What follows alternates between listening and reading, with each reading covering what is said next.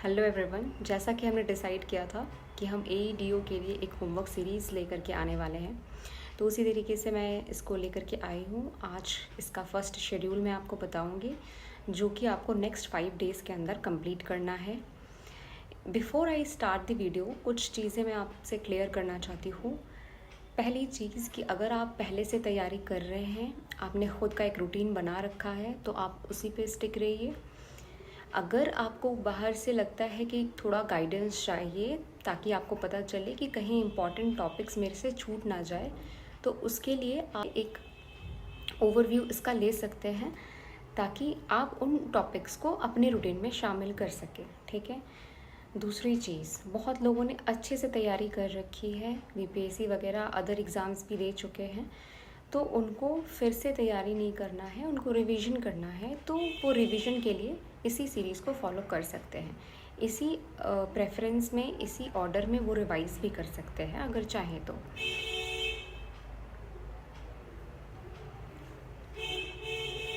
तीसरी चीज़ है कि तीसरे कैटेगरी में वो स्टूडेंट्स हैं जिन्होंने अभी स्टार्ट भी नहीं की तैयारी और वो परेशान थे कि हम कैसे करें।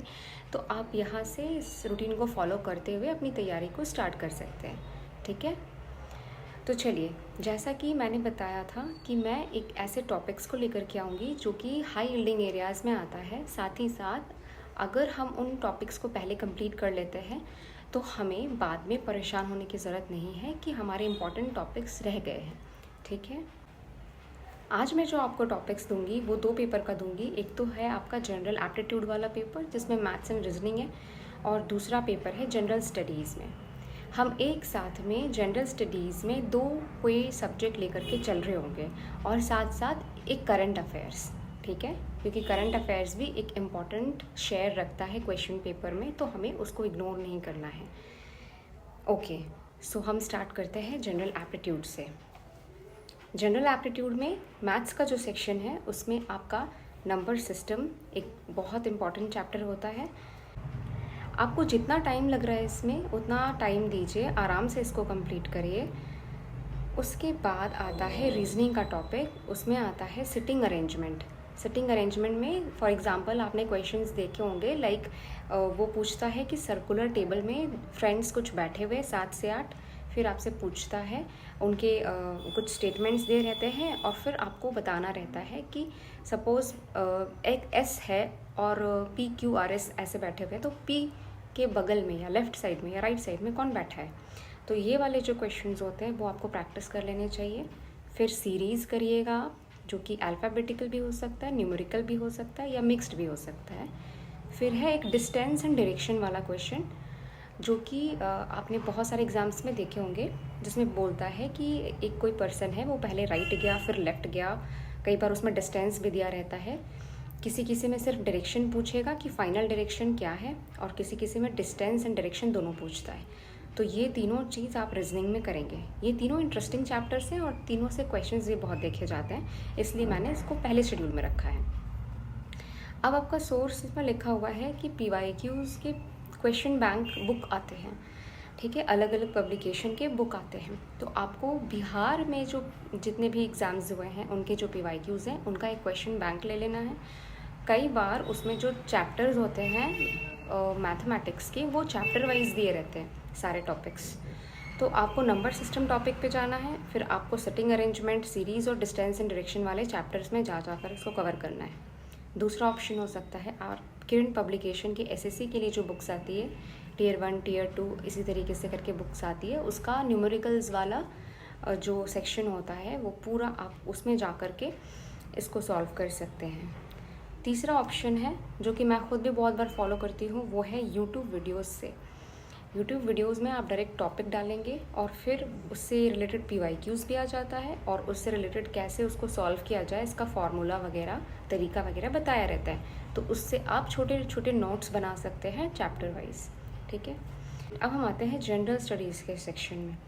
जनरल स्टडीज़ में सबसे पहले पॉलिटी में प्रियम्बल एक इम्पॉर्टेंट चैप्टर है। प्रियम्बल में भी सबसे ज़्यादा इम्पॉर्टेंट हो जाता है कि इसके अलग अलग सोर्सेज कौन कौन से हैं। इसके लिए लक्ष्मीकांत में एक बॉक्स बनाकर दिया हुआ है, और भी अदर बुक्स में भी आपको एक बॉक्स मिल जाएगा जहाँ अदर कंट्रीज से जो हमने प्रियम्बल में अडाप्ट किया है वो सारी प्रोविजंस दिए हुए हैं, इसको कर लेना है। साथ ही साथ कॉन्स्टिट्यूशनल डेवलपमेंट का जो चैप्टर होता है, जो किसी भी बुक में इनिशियल चैप्टर्स में ही दिया रहता है, तो वो आपको कंप्लीट करना है। इम्पॉर्टेंट आर्टिकल्स जितने हैं वो कवर करने हैं, और इम्पॉर्टेंट एंड रीसेंट अमेंडमेंट्स, मतलब शुरुआत से लेके जितने अमेंडमेंट्स हैं उसमें जितने इम्पॉर्टेंट अमेंडमेंट्स हैं वो, और रिसेंट में जितने अमेंडमेंट्स हैं वो सारे आपको करने हैं। इसका सोर्स अगेन लक्ष्मीकांत है और एक घटना चक्र है, ठीक है। इसके अलावा आपके पास कोई बुक है आप उससे भी कर सकते हैं। नेक्स्ट आता है हिस्ट्री। हिस्ट्री के अंदर आपको एडवेंट ऑफ यूरोपियंस वाला चैप्टर करना है।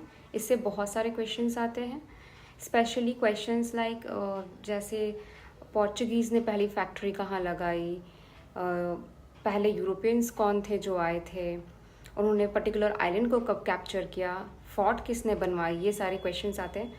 साथ ही साथ फिर आपको चैप्टर जाना है रिवोल्ट ऑफ 1857 में, वहाँ से बहुत सारे क्वेश्चंस आते हैं लाइक किस लीडर ने कौन सी जगह से उसको लीड किया था, उस रिवोल्ट को, बहुत सारे क्वेश्चंस आते हैं। तो ये दोनों चैप्टर आपको बहुत छोटा इस बार मैं टास्क दे रही हूँ ताकि आप इजीली कंप्लीट करें और एक आप रिदम में आए, तब उसके बाद फिर हम टॉपिक्स को बढ़ाएंगे, ठीक है। ये दोनों ही आप कहाँ से कंप्लीट करेंगे, घटना चक्र से, या तो लूसेंट से, या फिर एक NCERT समरी की बुक आती है उससे। NCERT समरी जो मनीष रंजन की है वो बुक, उससे भी आप कवर कर सकते हैं। फिर हम बात करेंगे करंट अफेयर्स की। करंट अफेयर्स में 3 टॉपिक मैं दे रही हूँ आपको। सबसे पहले तो हम करंट अफेयर्स में जो है मंथ वाइज जो करंट अफेयर्स होता है उसको हम रिवर्स ऑर्डर में कंप्लीट करेंगे, यानी कि हम रिसेंट से धीरे धीरे और पहले के करंट अफेयर्स में जाएंगे। तो अभी हम सितंबर का करंट अफेयर्स पूरा आ चुका है, तो सितंबर 2025 का मंथ हम कंप्लीट करेंगे, और ये हम कहाँ से कर सकते हैं वो भी मैं आपको बताऊंगी। तो सितंबर का जो पूरा मंथ का जो करंट अफेयर्स था वो आपको करना है। फिर है ओलंपिक्स एंड पैरालंपिक्स वाला सेक्शन और नोबेल प्राइज़ वाला सेक्शन, ठीक है। अब हम इसके सोर्स के बारे में बात करेंगे। सोर्स वही रहेगा स्पीडी या फिर एजुटेरिया। इन दोनों का यूज़ आप national as well as Bihar के करंट अफेयर्स के लिए भी कर सकते हैं। बिहार के लिए भी इनकी एडिशंस आते हैं, ठीक है। आपको क्या करना है, आपको इसका स्क्रीनशॉट ले लीजिए और उसके बाद आप नोट डाउन कर लीजिएगा। लास्ट में मैंने कुछ पॉइंट्स लिखे हैं, 3 पॉइंट जो कि आपको फॉलो करने चाहिए। एक तो सबसे पहली चीज़ कि आप जब भी पढ़ाई करेंगे तो बहुत लॉन्गर आवर्स के लिए साथ में मत पढ़ाई करिए।